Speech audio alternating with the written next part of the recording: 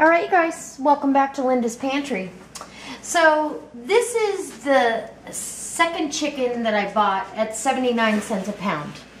And I just want to share, it's such a simple recipe, just like the last one, really.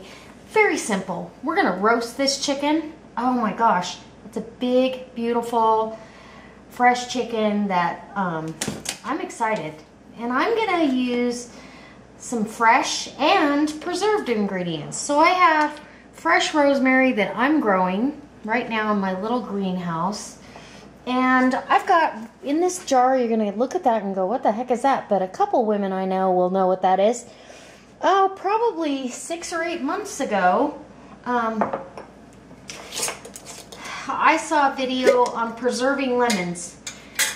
Cat's Cradle put out, and I can tell you, I remembered then that my mom did this, and so I started going back. You know, you have your little archive in your brain, and I was like, I need to do that. We always had them sitting in the fridge like this.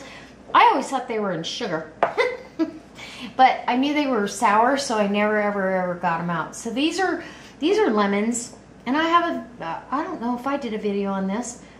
I don't think I did, but Cat's Cradle has a video. Bear Prepper has a video.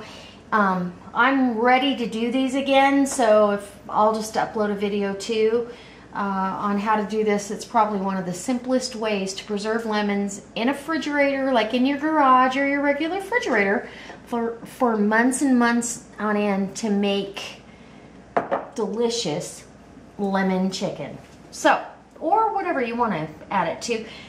I wouldn't count on it being good for anything more than a savory dish, but that being said, oh, and I do have fresh lemon I'm going to use also, because these are on the soggy side of fresh, and they're really juicy. They're very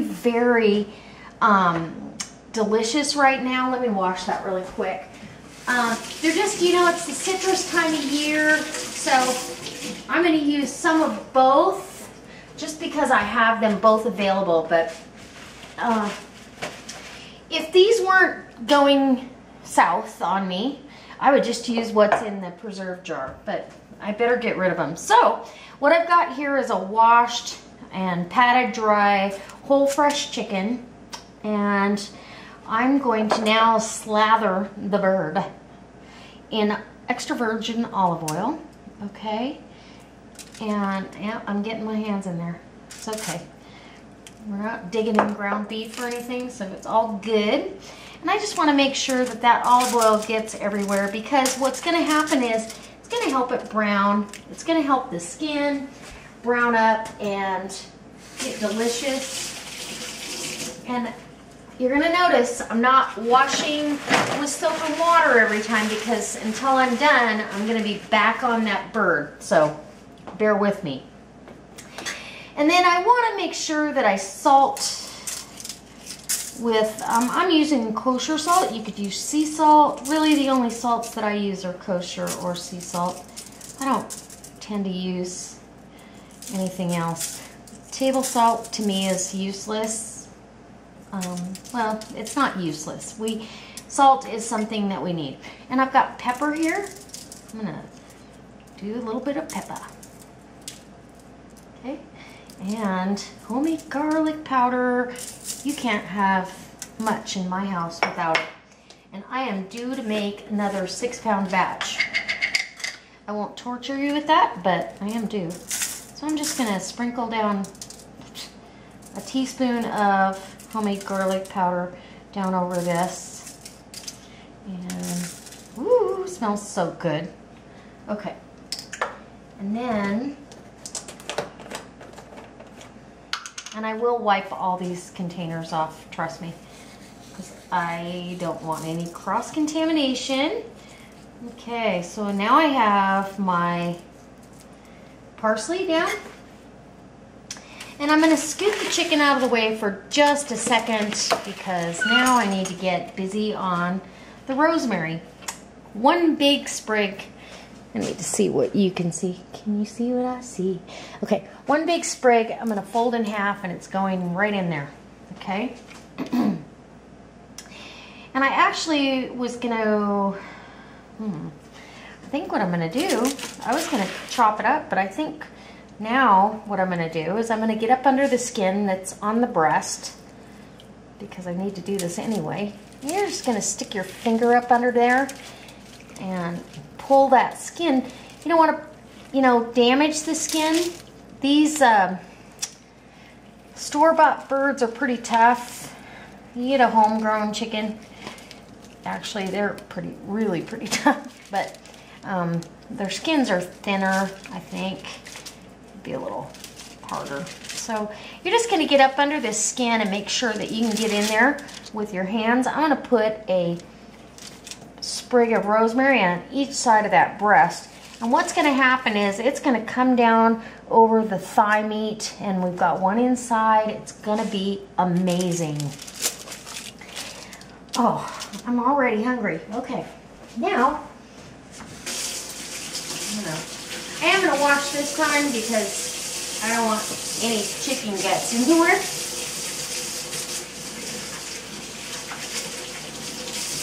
Okay, now that we're clean,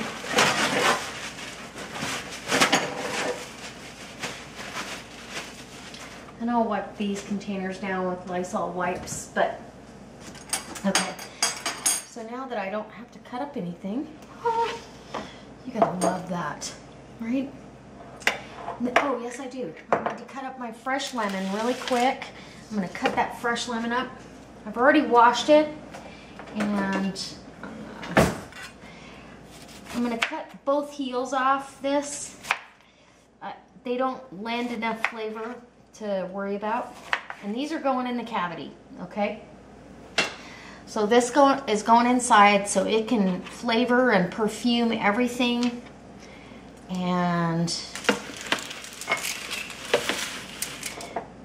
the stuff that's going on top is gonna be delicious. Now, these lemons that I have in here, they probably weren't at the best time of the year, but they sure were good. So I'm just gonna push those up under the skin. And you let all the salt, because they're laying in salt, let all that salt fall out of there. And you put a couple there. And what I thought was they were gonna be way too salty, and that wasn't the case at all. When you're smelling this, you would think that you're smelling something packed in sugar. Sugar! Okay, so that's how I'm gonna do it. Fresh inside, preserved on the outside. Wash my hands. I'm gonna get this in a 350-degree oven, and we're gonna roast this beautiful bird until she's done. And it's gorgeous. Oh my goodness. Okay. I'm excited. I can't even tell you. Okay, and I'll pull some rosemary up around there, make her pretty. She said, I need to be pretty. All right, so that's what the bird looks like, all done up. You could sew this shut with a little bit of butcher twine, but I think I'll just leave it just like it is. I might put a toothpick through that, and we're gonna let this roast until it becomes 160 to 170 degrees. Actually, I usually pull the bird out when the thigh meat says 165. I pull it out and let it rest, and it's always perfect. So I'm just putting a toothpick across there so it can stay closed, and I'm gonna put it in my little on the counter stove or oven and keep out of that big old conventional oven when I can. This is about a 4-pound, maybe even a 4.5-pound bird now. So I'll bring you back when she's all roasted and delicious and I've got this mess cleaned up. All right, YouTube. Honey, can you turn that off?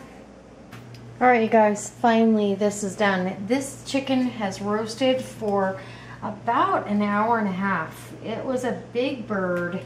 And just so you know, big birds need a lot of time, especially when you're doing other things to them. I'm gonna grab, this smells amazing. I'm gonna grab some lemon out of here. You know, we got the lemon in there under the skin. It's okay. And I'm just gonna get in here and can you hear how crispy and delicious that skin sounds? My goodness. And I've let this chicken rest for a good 20 minutes. So we are good to go. I'm gonna make sure all the lemon is out from under the skin because I don't want anybody getting a piece of salty lemon. My husband probably won't appreciate it. And actually what I'm gonna do is before I plate it over here, I'm gonna plate it right there. There you go. And we're just gonna cut it diagonally so every piece, well, it's not cooperating, but every piece should get a piece of skin. Just like I do my turkey. I try to. So we're just gonna set those big juicy chunks of chicken breast down here. It's late. My husband works so many hours and it's late, but he's gonna have some of this beautiful roasted rosemary lemon chicken breast with this big salad and my homemade ranch dressing. If you haven't seen that video, I believe that I got that from Cat's Cradle. She's amazing. Anyway, we both did a dry mix and okay, so now we have chicken breast and I can smell the rosemary. It's rosemary at different times of the year smells and tastes different. In the fall, it will have a stronger, more pungent flavor to it, which can be overwhelming. In the spring, it's light, it's delicate, and it's delicious. So don't shy away from using it. And I'm gonna, oh, wait. I don't think you can even see what I'm doing. I'm sorry. So I put all these beautiful pieces of chicken breast on this plate. And I mean, they are succulent. I'm gonna have to taste it for you because that's what I do. You know that. Let's see. How am I? Oh, I'll do this one. It just smells amazing.